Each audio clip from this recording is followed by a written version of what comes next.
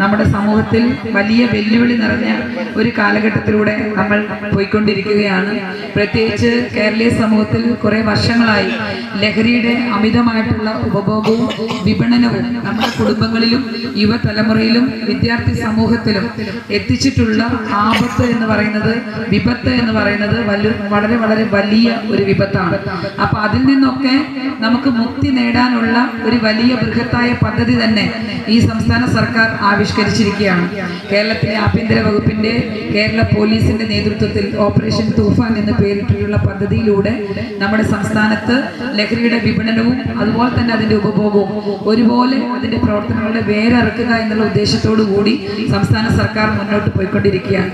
അപ്പോൾ ഇവിടെ കൂടിയിട്ടുള്ള മുഴുവൻ ആളുകളും അതിന്റെ ഭാഗമായി അണിചേരണം എന്ന് സർക്കാരിന് വേണ്ടി ഈ അവസരത്തിൽ അഭ്യർത്ഥിക്കുന്നു.